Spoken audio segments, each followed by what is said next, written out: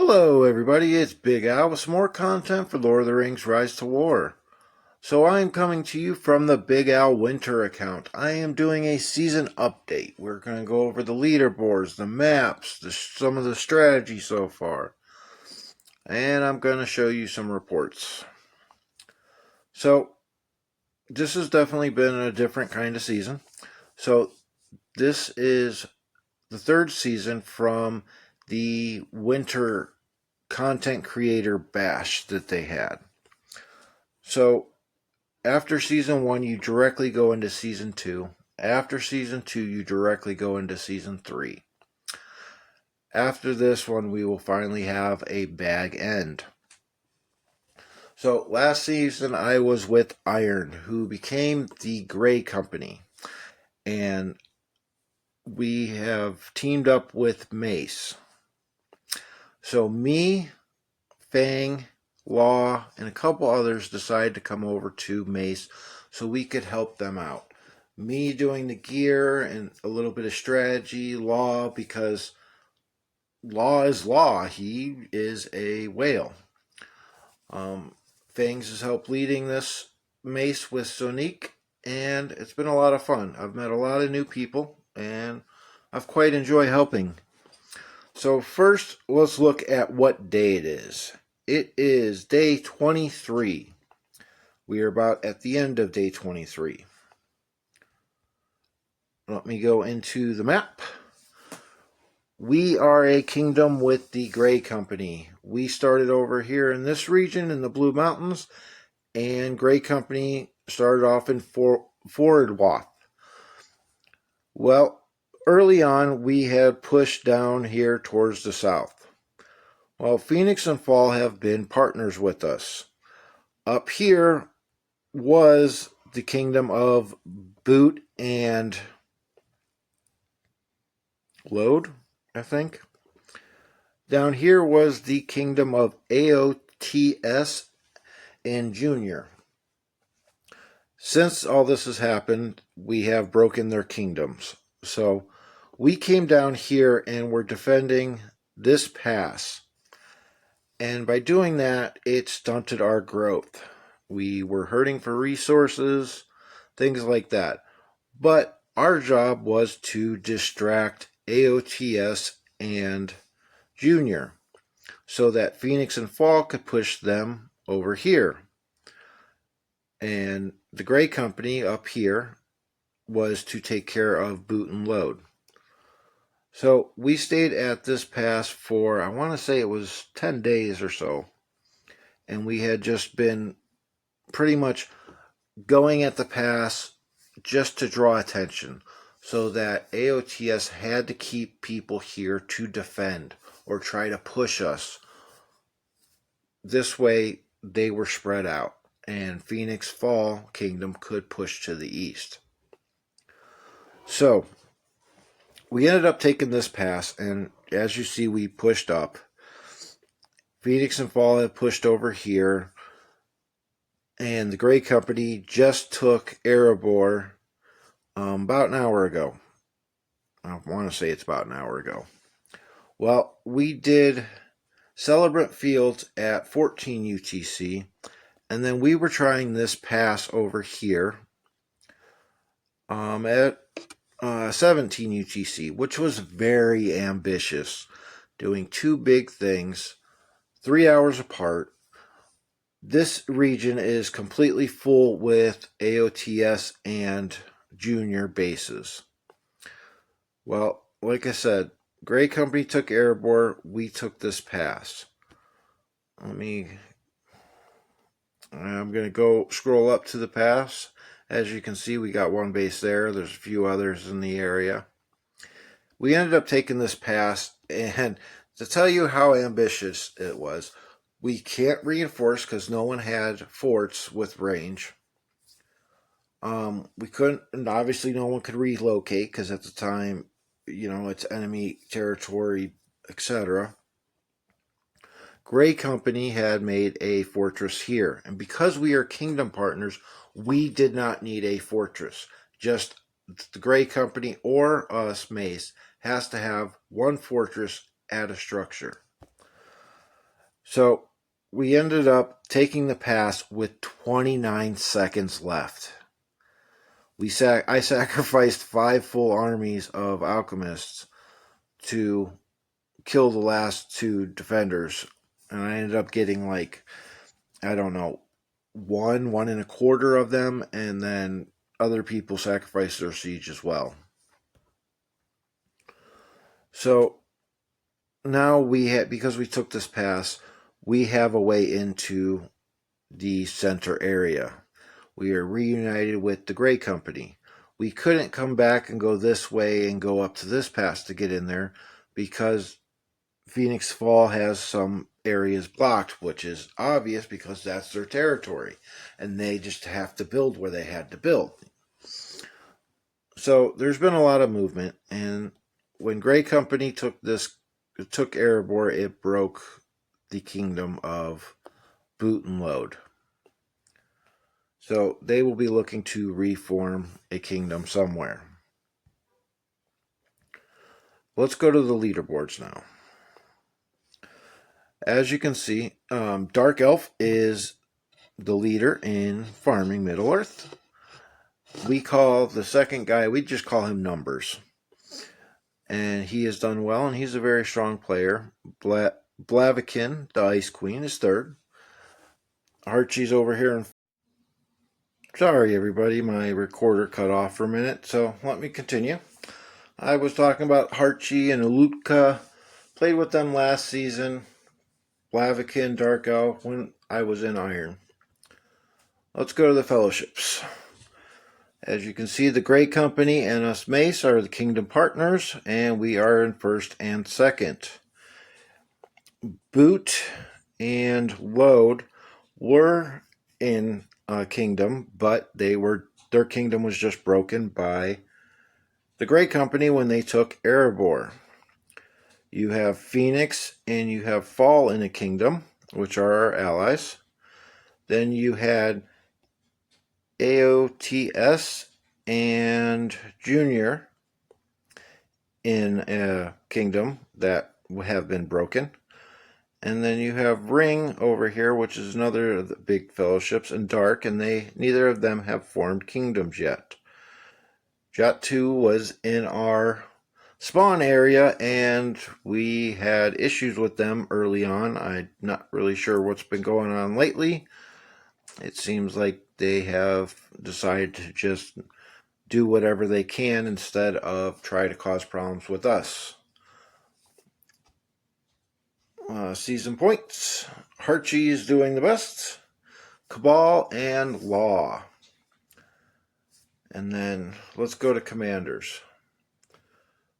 The best right now, well, I shouldn't say best. The highest right now is from Bell in AOTS.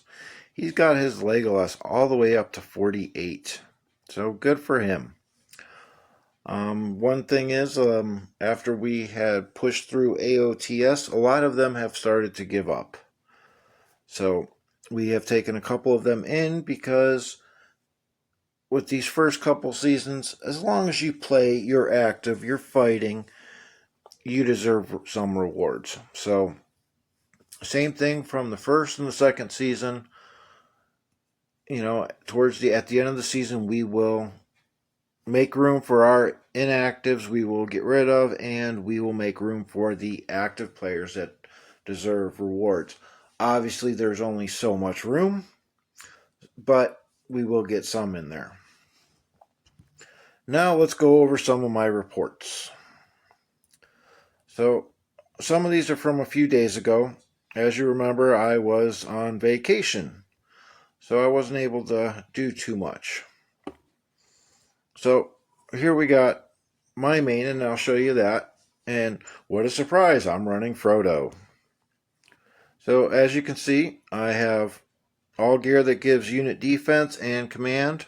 I was able to make a couple set effects because they are the right items. Stats are more important than the set effects. As you can see here on Boromir, he is my second tank. He is the backup, the support. I have him built for the evade, some defense, some other formation attack buff from his Horn of Gondar. But same thing, he's running command and unit defense. I have Gandalf the Grey because White Council is one of the most important skills in the game. My opinion, it's the most important. But any experienced player is going to say, at the very least, it's the top 3, top 5 most important skill in the game. And I have Dwalin for my damage dealer, which I was quite happy I was able to make a couple set effects with the right items. And I'm hoping, because I'm running 1 damage dealer, that the speed from the Reach of the Riddermark and the agility set is going to help him hit first to kind of clear out as many of the enemy units as possible, quick as possible. So, here's this one. And this guy's running, King of Men, Dane, Thandril, and Radagast. He has 1 support in Radagast. The gear's wrong. Respect levels matter, and a lot of people don't look at it that way. They think they have a mythic commander or a legendary commander is automatically better. Respect levels do matter. I hit this guy as well at the same time, and he's running Gandalf with the Swan Knights, which is a big no-no because you don't have any unit defense. You don't have command on him. The only unit defense you're getting is from the Elven Cloak. Your Swans should be on Boromir. He is running good unit defensive gear, and he's getting command. And you have him built for the defense and the evade. He should have the Swan Knights. I hope you're watching. And he was smart. He's using the best commanders that he has because of the respect levels. And he's got the right gear. Galadriel, same thing. He's got the right gear. He's got the skills going. So good job on those. But like I said, put the Swan Knights on Boromir. You'll take a lot less losses and it will help you out. This was a fight at the crossing. When I said that we were stationed up over at that pass and just holding it, we were standing on the crossing and just defending. So you got Lazy R Us, Lazarus, however you want to say it. And the thing is, with Great Beasts, down here are the skills for the units. And everyone needs to start looking at these because this has come up a lot. Okay, he's got a bunch of different skills. Prioritizes melee units. But this one, the Wild Yell. Each round on your turn, 3 allied formation ranged units next. No, that's not it. Where is it? Did they change Great Beasts? Oh, that's where it is. Oh, I just wasn't reading. Okay, Bulwark. Gives you defense +2, but 3 enemy formation prioritizes attacks on this unit. Okay, that lasts for the entire fight. So if you're using Great Beasts, you have to have good gear. They're not like Swans or Mountain Trolls where they're only provoking or protecting for the first 3 rounds. This one is for the entire fight. Okay, so you want unit defense and command. He did good with the Carver, but you're not getting unit defense out of any of these. You're getting attack. You don't want attack. You need to protect your Great Beast because they are going to take the most damage from anyone. He has got Gandalf looking good. You got the focus. You got the command. Dwalin, get rid of this Easterling helm. It is the absolute worst helmet in the game. Commander defense does not do much. It is probably the least important stat there is in the game. And again, it's giving you 2 commander attack. Upgraded blue item helmet will give you more commander attack than this will. Yes, it gives you hit points, but you're looking for commander attack at this time. We go to the Boromir. Him as well, he's got it set up for the defense skill of Boromir. But you're using Marsh Wardens, which are very good for damage dealing. You'd have some commander unit attack there, and then you got unit defense, unit defense, unit defense. Okay, on this, I would switch it and I would probably max out this skill because its attack of 4 formations increases. Okay, and when you maximize it, it's an extra 18 plus it's modified by command stat. So at level 10, you'll get an extra 3 per 100. You have almost 300. So that would be probably an extra 8 attack. So you're looking at an extra 26 attack for all your units. You get some commander attack on here, or unit attack on this gear.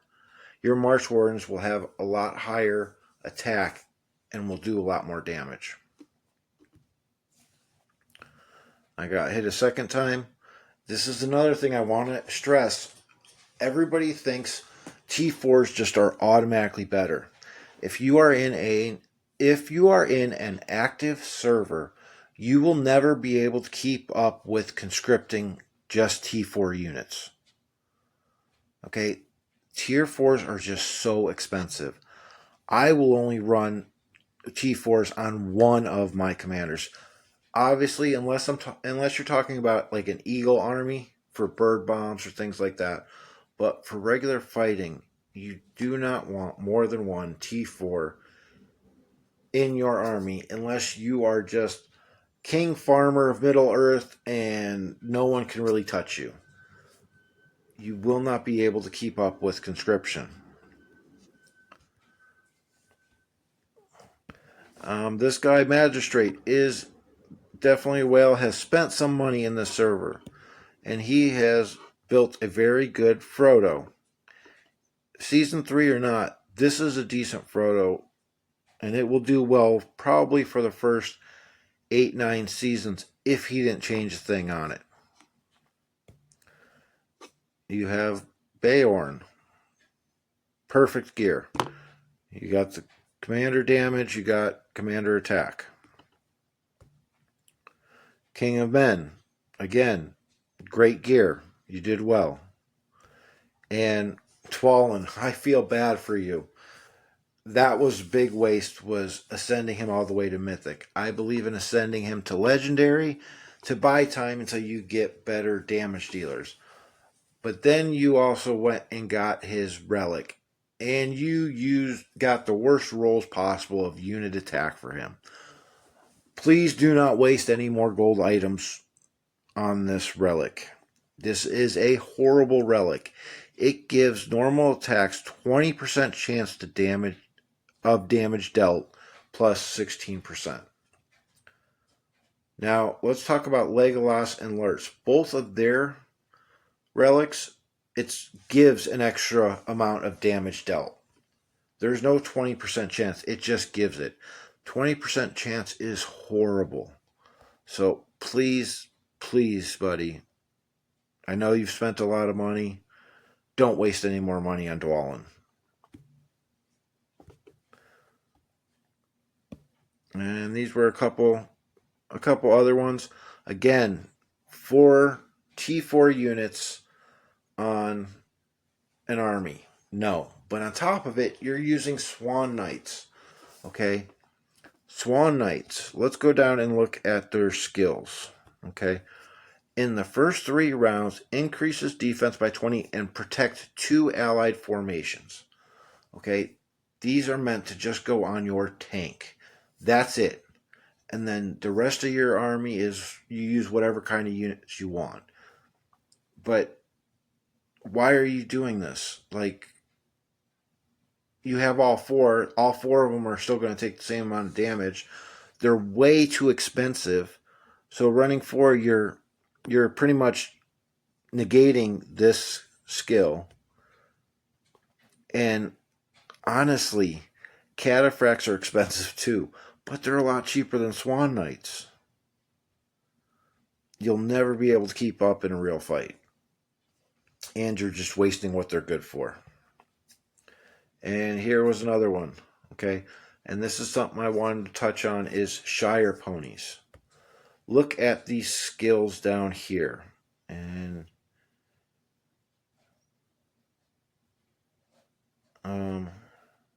now, which skill is it?